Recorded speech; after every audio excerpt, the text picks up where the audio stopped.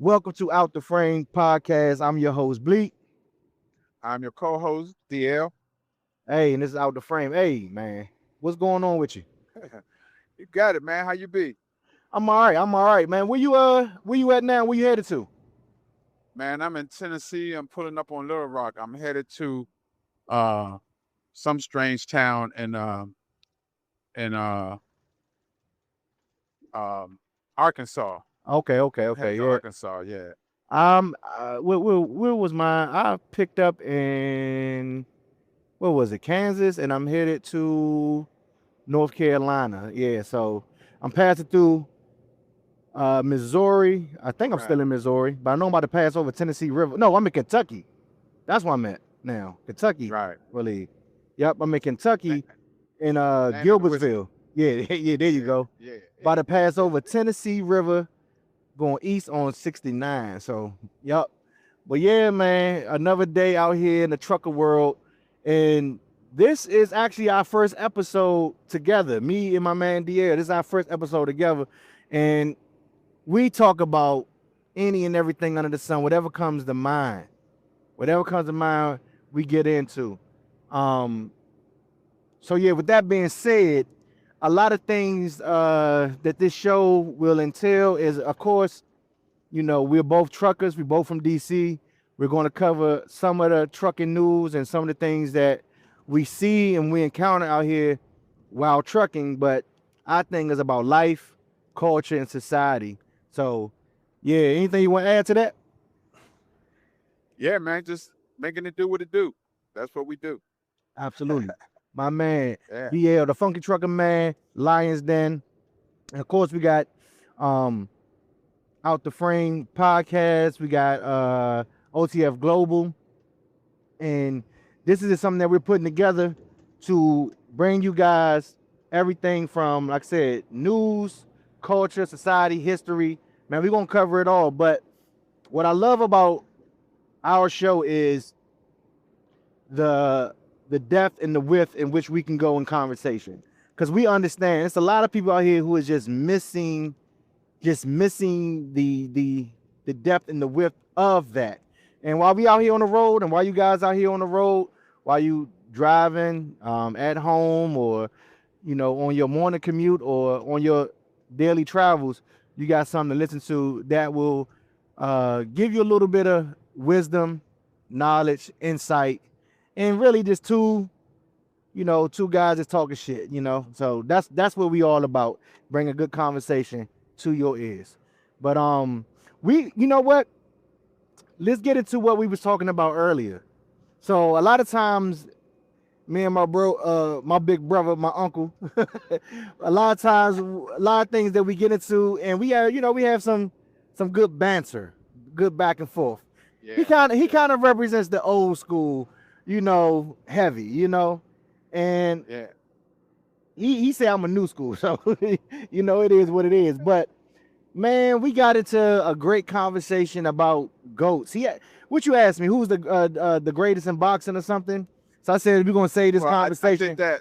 Yeah, I did that. But the question that really sparked everything was when I asked you, who do you think the greatest football player of all time Oh was? yeah, that is what you asked me. Yeah, yeah, And yeah, now you know what? And I'm gonna give who I said. 'Cause I said, well, it's kind of hard to name one. It's hard to name one. So I wanted to right. give like a Mount Rushmore, and it's always a bonus because Rushmore is full, but everybody always named five. So when we say Rushmore, it's really full. But um, you made me walk one back, but I'm gonna give the honest answer in which I said my Yeah, four was Lawrence Taylor, Barry Sanders, Deion Sanders, and who was the other one? Lawrence Taylor. you said uh, you said Lawrence Taylor, Barry Barry Sanders, Sanders. Deion Sanders, and you had another one. Um, Now you're making me forget who the hell it was. yeah, because Damn, I'm, who I'm gonna was it? tell you, I'm gonna tell you, the old school Joker blows them all away. Right, but hold on. Let me try to remember who the Yeah, hell. because now it's making me forget who the other person was. I said Lawrence Taylor, Deion Sanders, Barry Sanders, Deion Sanders, Barry Sanders. Damn, why am I forgetting my fourth person? I don't know. I revisit it. I will put it this. Well, right now, I will say this. It's another person that does come to mind because I can't think of the other person. Right. But Makes you wonder how great they really were. exactly. There you go. It makes me think like that. Maybe he wasn't that great then. If I can't remember. God damn. I put Jerry Rice in there for that, but it's somebody else. God damn. I guess that person gonna get Say Jerry Rice. Yeah. I know I didn't, but whoever the other person is definitely gonna get slid to the fifth slot now. So Yeah. but yeah, go ahead. Now you said something that was interesting that go ahead. I said that Jim Brown kind of knocks all of them off the mark because and I think he can stand on Mount Rushmore by himself, actually. Yeah. And when you said that, it made me think about that. Oh, I know who I said. I said Walter. I said Walter Payton. That's what I said. Walter Payton, you did. That's what I said. And Walter Payton was sweetness. Exactly. I can't take that from him. But I can name a name to take Walter Payton completely out. That was Gale Sayers. But notice, he was not in my Mount Rushmore either. Hold on, but didn't Gale Sayers play for the Chicago Bears as well? He did. He was Walter Payton's idol. Walter Payton. Gale Sayers was really Walter Payton's mentor.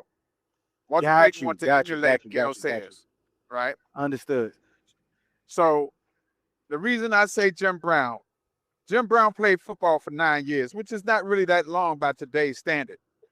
However, he played both ways consistently and never missed a game in 9 years. Now, I ain't gonna lie, though. That's the most impressive part about it. Not missing a game. That's crazy. In football, to not miss a game? Yeah. And if you want to talk about all around athleticism, you got to look at the fact that Jim Brown, there was not a sport that he didn't excel in. He was a champion in lacrosse.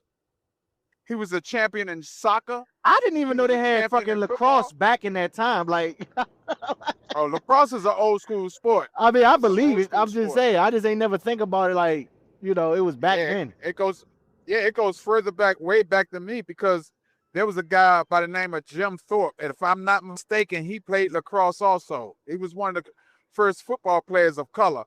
He was indigenous, but if I'm not mistaken, he played lacrosse as well, because lacrosse, if I'm not mistaken, is an indigenous sport. It may be. The so-called Native American, I don't know how you could be native to a land you didn't call. Right. But I call them the indigenous people, just so you know who I'm talking about. I'm talking about the so-called Native Americans. So that's why I chose Jim Brown, man, because, and then, I had to go also with Sean Taylor, even though he didn't play that long. I had to go with. And you said Darryl Green too. And that's why I said Darryl Green. Yeah. So this is for you guys to understand. We are both long-time Redskin, now Commander fans. So I think he been a little bit of a homer when he's saying those two. Now listen, I don't disagree with it because they definitely some of our goats. They definitely some of our greats for our franchise. But what I did say about Sean Taylor, I do believe that he would have been one of the greatest defensive players of all time had he had maybe 3 to 4 more seasons under his belt. But we all know the tragedy that happened, and coincidentally, we're coming up on that anniversary here in November. But yeah, it's it's unfortunate, but it is what it is. But Darryl Green, a 20-year career. Now that's unheard of in football. A 20-year career. He was in his 40s when he retired. And still one of the fastest players when he retired. By the time he retired, he was still one of the fastest players on the field. Absolutely. And I'm going to tell you, the things that he did was amazing. I mean, to just watch him play. He played predominantly defensive, if I'm not mistaken, like cornerback type of thing. But he played special teams as well. I saw him catch an interception with a broken rib and run it all the way back for a touchdown. God damn. You don't see that nowadays. You know. You And we're remember talking watching about you remember watching football when they had leather helmets, don't you? fuck you. You remember that I ain't shit? that goddamn old. Hell no. I tell you what though, I do remember when when the quarterback only had one bar on his face mask. Hey, that's dangerous shit right there. One bar on his face mask. And so when you got stole in your face, you got stole in your face. Fighting was a part of the sport. Say you remember when football was played like hockey, huh? Hell yeah. Hell yeah. Man, Hey, because man. I remember, man, that's another thing we talked about. We talked about Larry Brown not being inducted into the Hall of Fame, which touches my heart because I don't know why. And Right. maybe one of our listeners know why. Maybe they could shed some light on it. You know, put it in the comment section or do something. Yeah, put it because down. don't make Put it sense down. to Put me. it down. Now, be clear of who you're talking about, because a lot of people. Larry Brown, number 43 for the Washington Redskins. Not the coach, Larry Brown. Not the coach, Larry Brown. Absolutely not. I'm talking about so the brother. if you know, put your comments downstairs right here underneath the video, and let us know why you think Larry Brown from the Washington Redskins is not or has not been inducted into the Hall of Fame. But go ahead, with your point. Yeah. So I'm just saying, man, when you look at people like Larry Brown, and you know, you got people that's already in the Hall of Fame, and honest, you know, rightfully so. Doug Williams, rightfully so. You know, but Larry Brown set that groundwork. He set the groundwork. He played on the Redskins team, man, when football was football. It wasn't about a whole lot of penalties and all of that. No, there was no such thing as no instant replay and all of that new school kind of shit. It was football, man. You got out there, grown men got out there on that field, on that gridiron, man, and they played their hearts out. That's what I'm talking about. You know, I'm talking about when the Redskins offensive line was called the Hogs because they played in the dirt. Was no such thing as no AstroTurf back then, man. Exactly. You know, it was about a man's sport. You know, and my thing is, you know, I think the thing about the AstroTurf thing is this: is I've been me and my brother was talking about this not too long ago, but it's like why don't they, as much money as the NFL makes, it's like why don't they just go all grass every stadium inside and out should have grass, because they say more players get hurt on that turf than they do grass. So I don't know why they won't do that. Yeah, I don't know why they won't do it. I can tell you why they don't. Because it's economics. Now, forget about the fact that we know they got the money. Right. They want to pocket their pockets. They want to fill their pockets with more money. Yeah, that's crazy. And that's taking care of that natural yard. Because for years, man, the NFC was the only ones that had grass. The AFC, you know, when they combined, had the AstroTurf. It was like the NBA and the ABA. Got you. You know. I never knew that. Yeah. So, and that's why they don't do it. That's why they don't do it. And when they went to the dome stadiums, of course, had AstroTurf because you didn't need the sunlight. Well, you don't need sunlight to grow grass, man. You really don't. We know that now because of horticulture and all of that. Exactly. But you know, these folks and they got, like I said, they got enough money that it can be done. That's what I do know. Yes. And for player you know, safety and player you know, just to keep the players healthy. Like you see what happened just last week with Jaden Daniels. I mean, Daniels. I'm gonna be honest with you. That was reminiscent of what happened with Joe Theismann, man. I watched that game. Yeah. With Joe Theismann, man, that thing broke my heart, man. Lawrence Taylor, who hit him, was so afraid, man. He saw him. He waved his arm. Yeah, he the one who got up. Yeah, he the one who got up and waved the people in. Yeah. I remember seeing a replay about that. Yep. Yeah, man, and that touched everybody. You can't have a soul and watch that and not feel for him. I don't care who. Yeah, for all these players, man. Just like the young guy running back for the New York Giants just a couple weeks ago when he got injured. It was just like, damn. Man, yeah. You know what I'm saying? Like, of course they're NFC rival, but I was like, man, I like him. You know, Cam Scatterbo. I was like, I like him. You know, But Yeah. I want the competition to be fair, and I want the players to remain healthy as possible. That's why I'm such a a component for, like, man, look, put grass out there, man. Like, put the grass out there on every field, and it is what it is. You gotta chalk it up, man. As a because now, because think about it, are you losing more money if you have a player that is a generational talent like Jaden Daniels? If eyes from all type of fans can't see him play, someone like Cam Scott above all, we can't see these players match up or these teams match up without their best players. How much money are you saving? You know what I mean? You could be making way more money by just keeping them healthy on the field, man. That's my point. But yeah. That's it. So another thing we talked about too, which we can get into. I don't know. And listen, y'all, listeners, I want y'all to understand, we're not such a sport heavy. We do talk about sports. This is just like we were just talking, and it just came up. So every show is not about sports. We gonna get into some different things. Maybe down the line in this conversation, we just freestyle with the shit, and what comes. But he asked me something earlier, and when we was talking about football goats, we got into boxing. I said one of the eras, man. When we talk about goats and comparison of dream fights and talent and Rushmore of boxing, and I lead off again with mine. My Rushmore was I said Ali, Tyson, Roy Jones, and Mayweather. And my thing about Mayweather was, in the ring, talent wise, I don't think he could be touched, but it's more. I had made a caveat about it because I don't really like everything he says out his mouth outside the ring. But inside the ring, the brother can't be touched. I still think he's one of the GOATs. But you say, well, I'll let you go ahead and say what you said. Yeah, I think so. Mayweather, man, to me, this is just my personal opinion. I think he's a fugazi.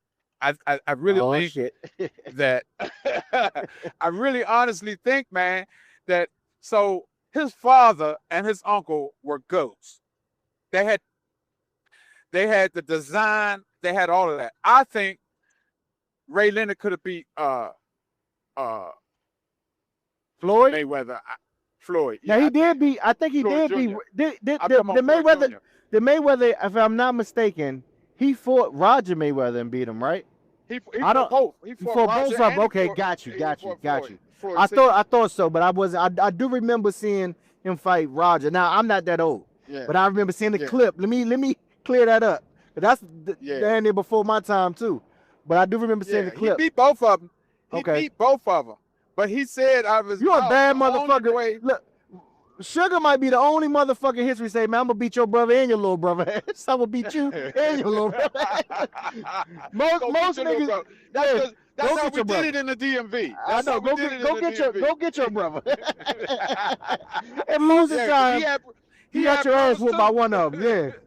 Go get your brother. But you know what? At the end of the day, man, on your Mount Rushmore, the only one I couldn't really match up in their prime would be Roy. Because Roy was nothing but the truth, man. I got to give him that. And Mike Tyson and Ali, they stand, there's no comparing them in my mind. Yeah. Ali, number one, Mike Tyson, number two.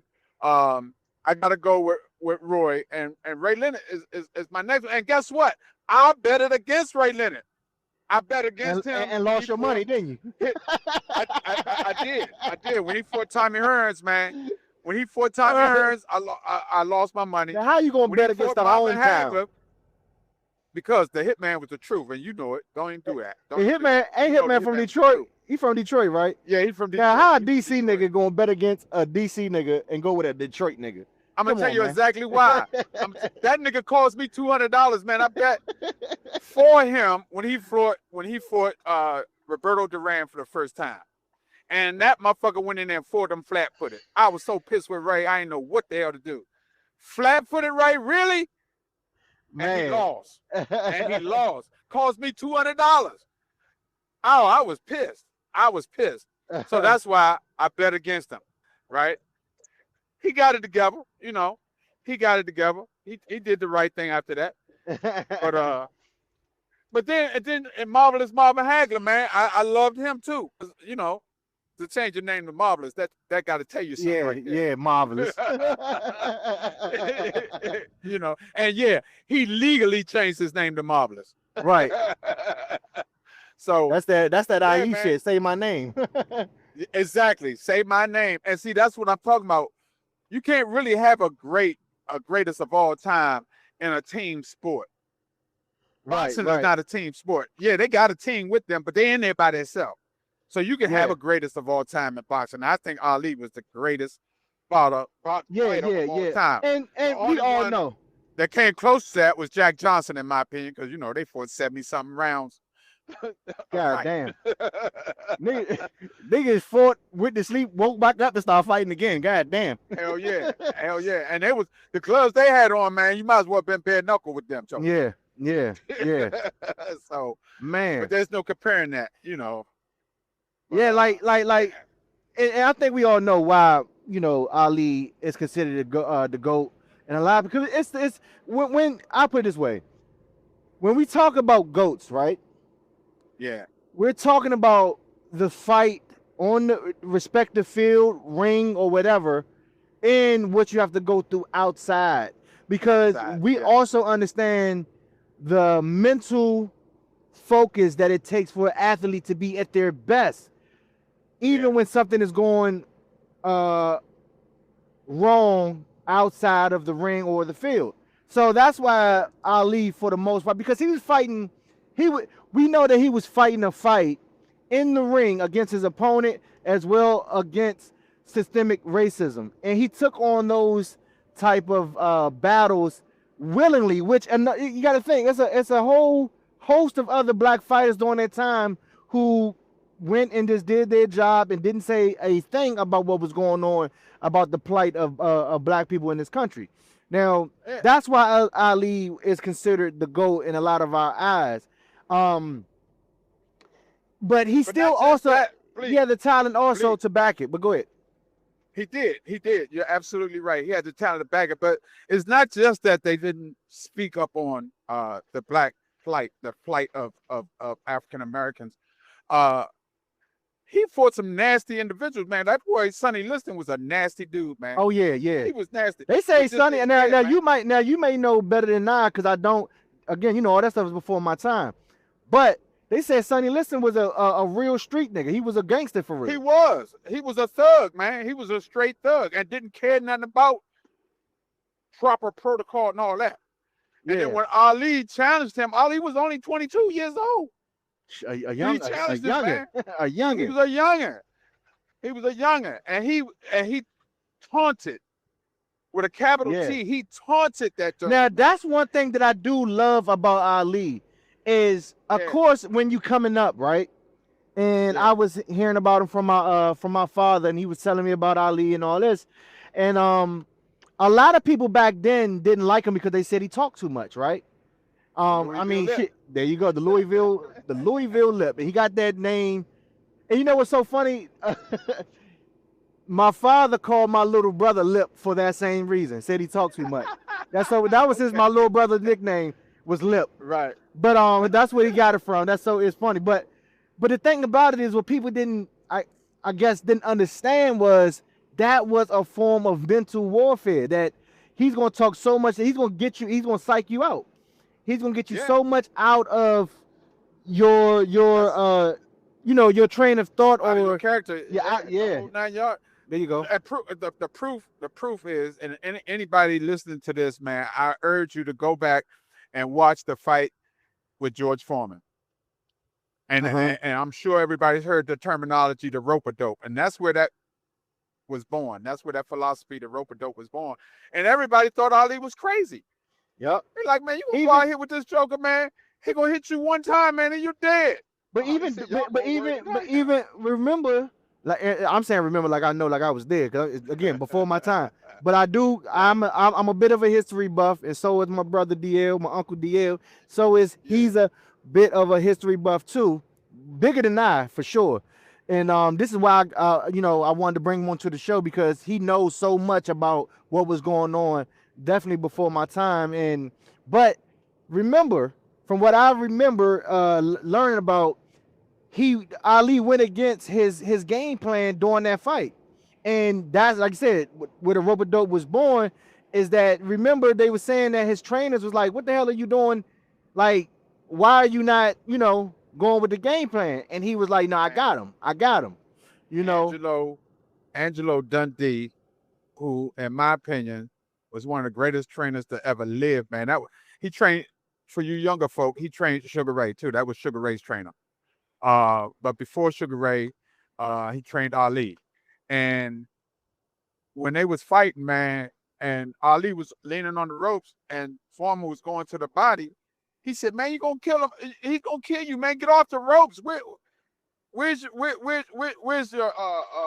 shuffle, man? Why are you not dancing? Why are you not doing it? Ali said, I got this, Andy. I got it.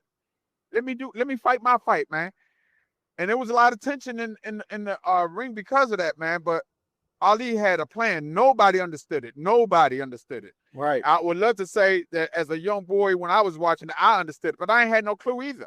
I thought he was gonna lose. Damn. But man, when Foreman ran out of gas, man, it was curtains. It was a wrap. It was a wrap. Whole fight. Yeah, Ali was talking to him the whole fight. Come on, you little sissy. Oh man, punch like a girl. Man, what's wrong with you? Come on, is that all you got, George? Is that all you got?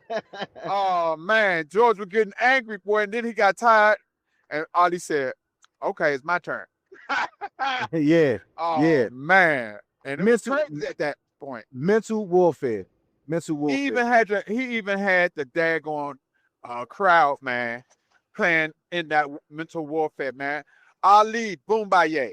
Yeah, and that another Boombaye. Exactly. So to think that you have a whole country, rooting against you, in a whole nother country at that. But Ali was very intelligent, very smart to do so. And they said one of the things that that George Foreman messed up on was coming to that fight with his German Shepherd. They said when he came, he got off that damn plane with that dog, and remember they said that dog was reminiscent of the dog attacks over there that they was doing over there in Africa. So they was like, what the? So they looked at him. But not just that. Not just that. It was that plus he had a little flag too that he was waving because he had just won the Olympics. Oh yeah, before that's right. That's right. Yup. Right. So he went, he's doing his little patriotic stuff around, man. But wasn't nobody feeling America like that. Not no black countries, man. Man, they weren't feeling America like that. And so when he listen, at the end of the day, man, Don King set that up. Go in there and show your little flag, man, because he all about making that money, right? So George didn't even realize he was being played. Right. Man, but so now go ahead. I remember watching this documentary, and it was like, damn, like just to know that you had musical acts like James Brown there and a host of others that was there. That was Price. Yeah, because who was it that got Sam Cooke? Who else? But it was one of them. But now this is what you may remember and know better now. But one of them got injured. I don't know if it was George Foreman or Ali that got injured, and which postponed that fight for a while. Ali got injured in training camp. Okay, that's what it was. I didn't know if it was Ali or if it was George Foreman. I think it was his hand. I think he had sprained his hand or something. Okay. And he really didn't want to postpone it. He really didn't.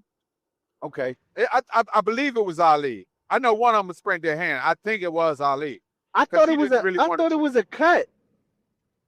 It might have been a cut, but that we're talking years ago, and I haven't looked at that lately. Yeah. But I thought. But I know they wanted. Look, again, here we go. Those that's listening and watching downstairs in the comment section, put what the injury was to either fighter because it's escaping me and it's escaping DL too. So. Yeah, real talk. But I do know somebody. I do know that Ali. Somebody was injured, and they wanted Ali to postpone the fight. And he said, "Oh, no, we're not doing that." Right. People paid to see this fight, man. We're going to fight. Hell yeah. That was They his just thing, man. so it was postponed just for like a week or two or something like that. Something like that, yeah. And Mhm. I'll tell you something else. Just like George Foreman walked in there with his being all patriotic and everything. So, if I'm not mistaken, Muhammad Ali fought Sonny Liston twice. Yeah, I Might have think been so. once, but I think he fought him twice. Both times he fought him as Cassius Clay, right? But the second time he fought him, he said, from this fight on, I would be known as Muhammad Ali. He caught a lot of flack for that. Oh yeah, because he had joined the Nation of Islam. Now He had this joined something the I Nation of Islam. right. Now, this something I wanted to talk to you because it's kind of it's just it still amazes me how like so many of these historical figures actually knew each other, like Malcolm X and Muhammad Ali, Malcolm Yeah. X and Red Fox, and Bumpy Johnson and Malcolm X. Like that, like man, what a time to like for these guys, like Sam Cooke and Malcolm X and all of them Yeah. guys, Jim Brown, I'm gonna and tell you something, man. Look, it that was has the never time. been proven. It has never been proven that Bumpy Johnson and Malcolm actually knew each other. They knew of Okay. each other, Okay. but it was never proven that they actually met. But you remember that movie that Regina King did called One Night in Miami? Yeah, that was a good movie. That was based on an actual true story. Nobody knows exactly what happened in that room, right? Right. But it's believed that her story got as close as possible to it, because you got to keep in mind, right? When Malcolm died, Sam Cooke wrote the song. What's the Long song? time coming. Yes. That's not the name of it though, but that's the Yeah. song. I was born by a river. by the river. Yeah. Yeah, in a little tent. Yeah, a change is gonna come. A change is going to come. That's exactly what it is. A change is gonna come. And he wrote that because Malcolm asked him to write a song for him that would reflect the times that people was going through. Okay. Right. So the idea of Jim Brown, Malcolm X, Sam Cooke, and one other person. Sam Was it Cooke. I don't know. Why? I'm thinking Bill Russell. No, It yeah, wasn't. it was not. It was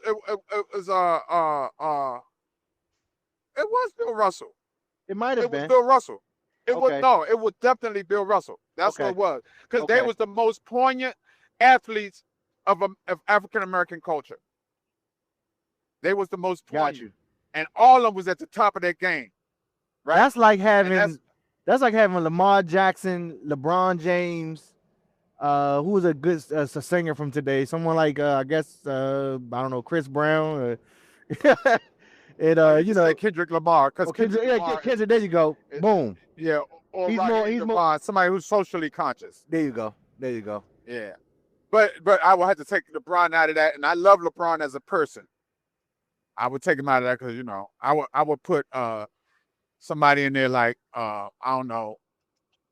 I would have to say Jaylen Brown. Jaylen Brown. He would be the perfect person. He would be the perfect person. Yes. Because he's socially we swapped conscious. Chris Brown for Jaylen Brown to put Kendrick Lamar in there. That's what we just did. Yes, yeah. That's what we just did. That's right. And yeah, that's what that would be like, And the fact of the matter is, man, they were powerful, right? Because they understood the influence they had on the community. Right. And so when Ali fought that night, and if I'm not mistaken, I forgot who he fought in Miami. I think it was I do think it was what's his name? Sonny Liston. No, but by that time he was Muhammad Ali. You said he fought his Cassius Clay twice. Right. Okay. So it might have been Floyd Patterson. It could. Right. That's before my time. I'm just going by what you said. It was Floyd Patterson. Right. No, it was Floyd Patterson because Ali told him it was two fighters that Ali said, "Oh, you're gonna call me by my name." No, it wasn't. It was damn. It wasn't Floyd Patterson though. Fighters it must have been that too. Okay, it must have been the other guy then. It could have been. I don't know. I don't know who. Oscar Bonavena. He had a problem with Oscar Bonavena too. Yeah, but I don't know who he fought in Miami. I don't know. I don't know. We could Google that if y'all know, and drop it down in the comment section. There you go. It escapes me right now. That's the problem with being old. Some stuff can escape you, right? And I'm driving, so I can't do a quick search on it or whatever right now. But right, whoever it was, man, they lost that fight. Yeah. And see, Ali had no Ali took all comers. Boxing was totally different then than it is now. You only had one man. That's the issue with boxing now. Everybody's scared to lose. Issue. Yeah. And you know what? At the end of the day, man, it's like Gervonta Davis, man. That's my dog. Yeah. Or should I say that was my dog? But you can't, that's the thing about youth and athletes today, man. Everybody want to go and try to ollie cart their championships, and you can't really do that. Not if you want to be considered a GOAT. Yeah, and ollie cart it. And we understand why they doing it, but it's just like they're doing it because that money is there, and that money's there. As long as you can control your record, you keep winning, but you're not fighting as many fights either. You know what I mean? Like perfect example. The difference between Michael Jordan and LeBron James. Yeah, we're not talking about the number of championships he got. But Michael Jordan three-peated with the same team twice. Now listen, that's always a good look. That's always a great thing. But then we can say LeBron James is the only player to win a championship with 3 different franchises and got the Finals MVP for all 3. So that's something that hasn't been done, But it's look. Yeah, he's the only person I know. He's the only person I know that could walk as far as he did, and not get penalized for it too. So I mean, we can look. There's a lot of stuff we can look at, right? So I mean, come on. I mean, and that's an era thing, I think, because even as much as I dislike Kobe as an individual, loved his ability to play basketball. Yeah, he's one of the greatest. I think Kobe. I mean, we all know Kobe don't get the love because he's just a copy of Jordan. He did everything that Jordan did. He was a kid. But when I think of great basketball players, I think of people like Bill Russell and Oscar Robertson. And bringing it back to basically motherfuckers who played in black and white. Life. Hell no. Niggas so old. Life was black and white. Nah, I'm talking about people that changed the game from their perspective, like AI, right? Oh, yeah. Like Muggsy Bogues. You always bring up some fucking Muggsy Bogues. This nigga Man, this nigga was, I know this must be 5'3". This motherfucker was 5'3". He was at the motherfucker's kneecaps, and they couldn't do nothing with him. They couldn't do shit with him. He had their kneecaps, and they couldn't stop that motherfucker. This nigga he loves some Muggsy, man. Nigga say, you know what Muggsy, man. And Muggsy who? I do, man. Yeah, Muggsy, man. That's how fucking was the truth, boy. You know he was the truth, man. Muggsy Bogues. I would put it this way, though. It's players like Spud and Muggsy that they open up the doors for the little guys, for sure. Because Muggsy had a long career. He did. He had a long career. You know what I mean? So yeah. Because he was putting up the numbers. Yeah, he was definitely a solid player. Ain't he from up the street? Ain't he from up Baltimore? He went to school in Baltimore. Yeah. Yeah. He went to high school. He went to Dunbar in Baltimore, just like them other jokers. Yep. There you go. So, I got to give credit where credit is due. And then if you want to go back, I can go back further than that. That's why I say it's not really. It's hard to call a GOAT because I'm not sure Jordan would have been Jordan if there wasn't no Julius Erving. See, that's the thing that I love. You know what? This is the thing that I love more so about basketball and football.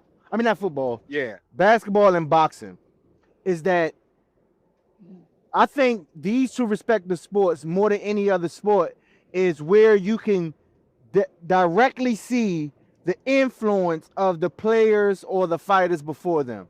So You could like we just said, Kobe. You can see Jordan and Kobe, but you can also see Julius Erving and Jordan. And facts. When you're able to combine the attributes like of another player, you can see, like you can see Jerry West and Julius Erving. You got to study it though. Yeah. Jerry West was popping. Talking about 3-pointers, man. Jerry West was dropping them from half court. See, that's the thing.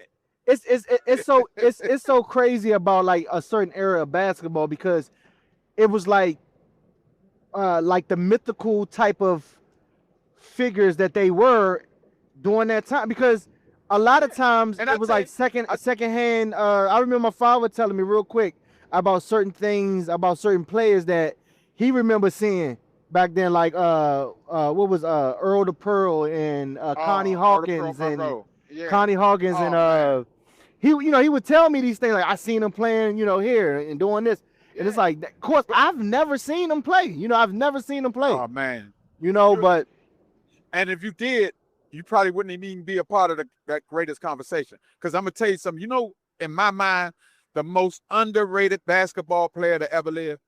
Who was that? Magic Johnson. I don't think you get the credit that's due. And don't get me wrong, I hate now, and I have always hated the Lakers as a club. Okay. Right? Not that they didn't do what they do, and not that they didn't deserve what they got. I'm not even talking about that. I just didn't like them, man, because they was playing my East Coast team, which was the Philadelphia 76ers and the Baltimore Bullets. Those was my teams, right? Now this nigga. He said the Baltimore Bullets. This nigga said the Baltimore Bullets. Yeah. Oh, dude, that's what's on sale. Elvin Hayes. Oh, come on, man. Even Earl the Pearl Monroe played for the Baltimore Bullets.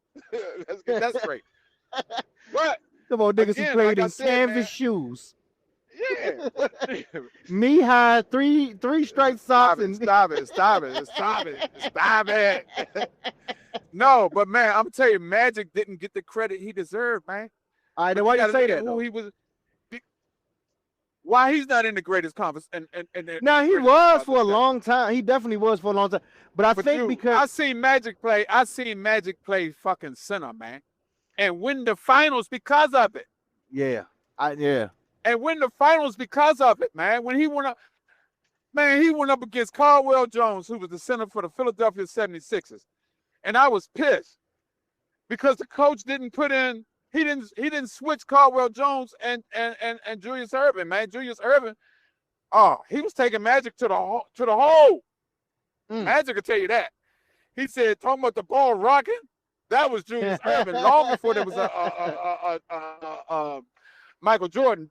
Julius would rock that ball. He would go up with his left hand, and next thing you know, he's putting it in the hole with his right hand. I don't know why he's still in the air. So, man, but Magic, in terms of getting the ball to his players, the most unselfish player to play. Oh, for sure. Now I'd say the assist numbers, the assist numbers speak for it. So, and I'm gonna tell you something else too. Kareem don't get the credit he deserved either. Yeah, see, I think, and here's the thing. Now, me as a basketball fan, I will give them their credit, but it's just so crazy because they are just before the media explosion of basketball. So Jordan came at a time, not before the media explosion, before the on-site of cable, like with ESPN. Well, that's pretty much what I mean. That's pretty much what I mean. That's what I mean. Is that the media explode? Because remember, and I know you remember, but the Lakers with Magic Johnson during that time, they were still playing on tape delay, so it wasn't no real live coverage of it. So when you have the cable explosion, like I said, the ESPN and the 24/7 news cycle of sports, then but that ushered in, like especially with someone like Jordan, kind of ushered in a next level superstar. He just and that's to be fair, that's what happens every few years when you have generational. So with someone like LeBron James and Steph Curry and Kevin Durant, they have the era of social media, another media explosion at a time where these players get to reach superstardom almost on a different level. And that's kind of what pushes these players of yesteryear kind of out the conversation. It's no fault of their own. It's just that. Well, I tell you why. You're right. I get your point, and you make an excellent point. However, where the fundamentals go? Tim Duncan was the last fundamentalist player in my game. The game evolves. The game. The game evolves. The game evolves. The game evolves, or it turns into something else. It definitely does. Morphs into something else. And I'll put it this way. And look, and that's the thing. I get it. Because fundamentals are there, and they're there for a reason. And that's why you made a joke about LeBron James, just walking all across the court. But this is what happens is because and again, it's no fault. We cannot blame the players for evolving, and because that's like within the rules of the game that the NBA as a brand, as a sport, as basketball as a sport is allowing. So the players are always going to take advantage of the rules. This is remember the flopping shit. And people always LeBron James a flop. Well, guess what? It's because of the rules. I will flop too. If think about this. If I can flop and get to the line or get a foul on this player, why wouldn't you do it? You're taking advantage of the rules. That's why I never understood. True. That's why I never understood people complaining about it.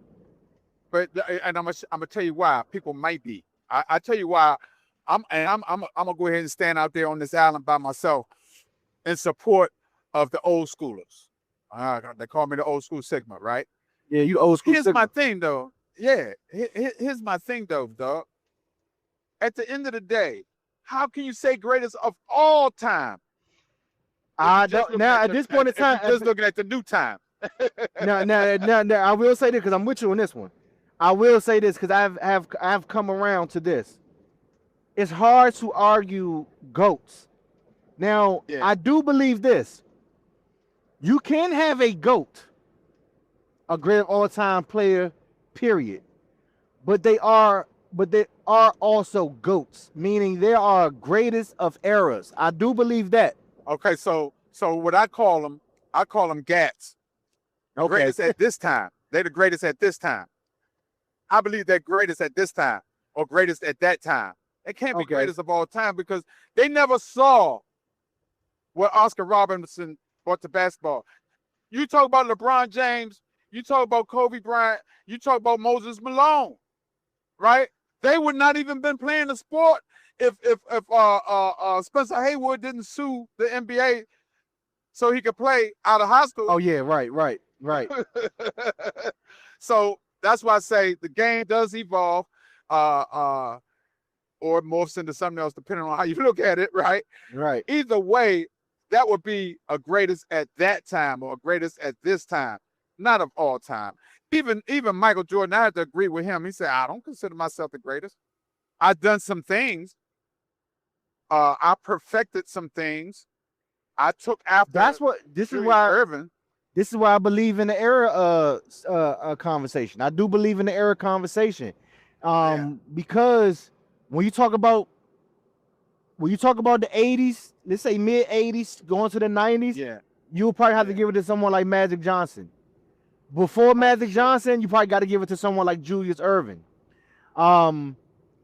But see, Julius was playing at the same time as Magic. I do know that, but he played a little bit before. New school. Yeah, he kind of a little bit before.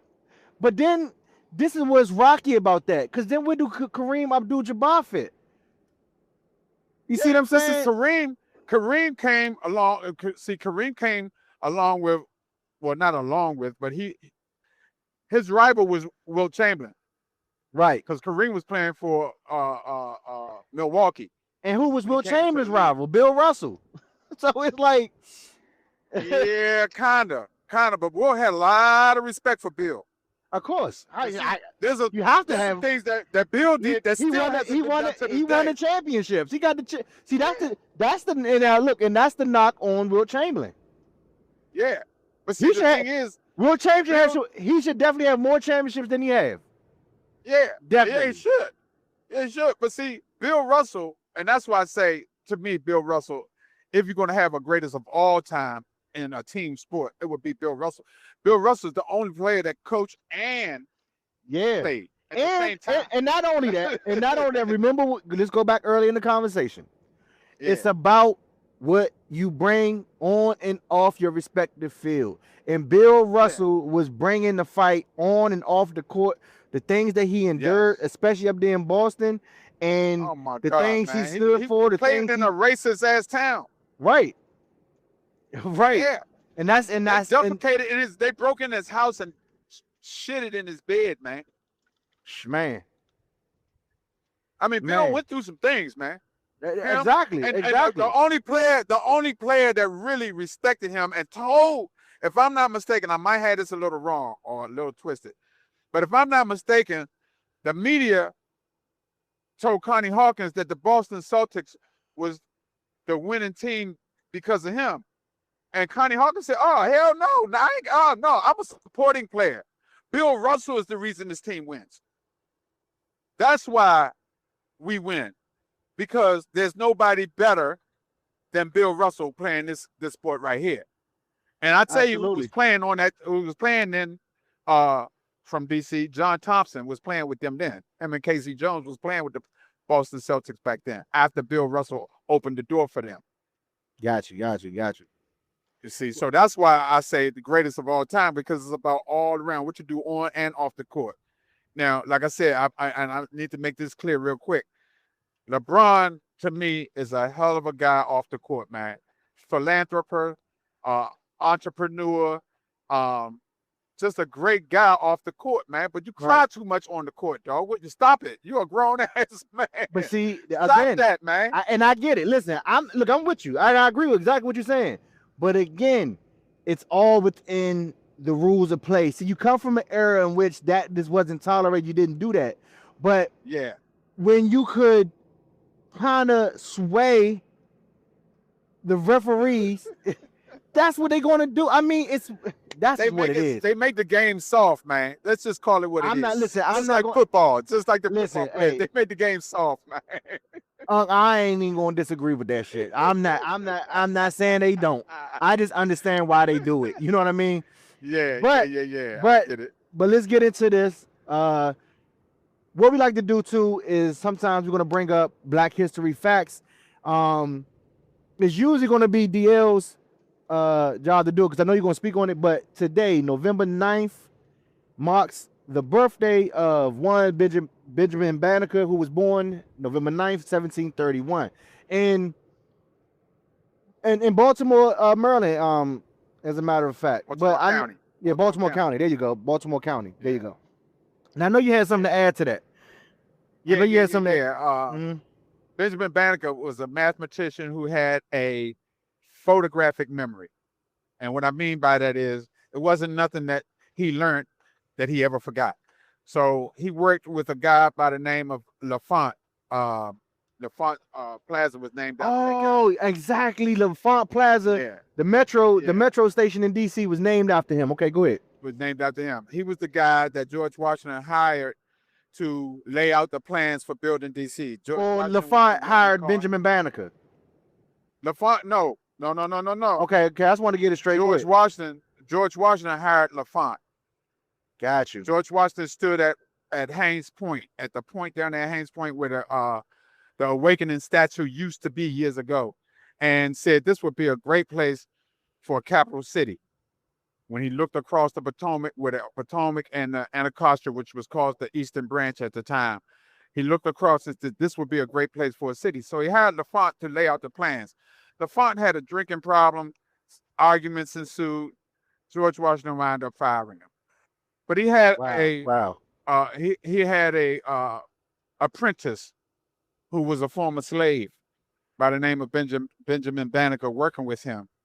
And Benjamin Banneker said, I remember his plans, because LaFont took his plans back to France.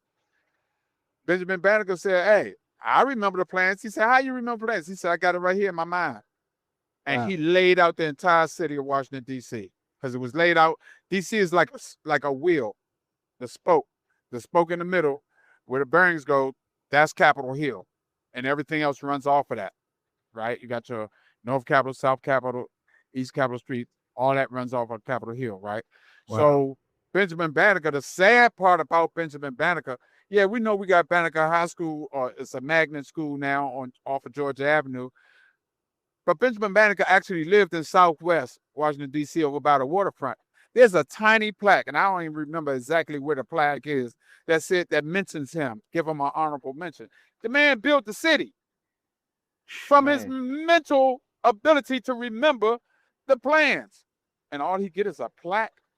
That's crazy. And a school named after him. But we know why.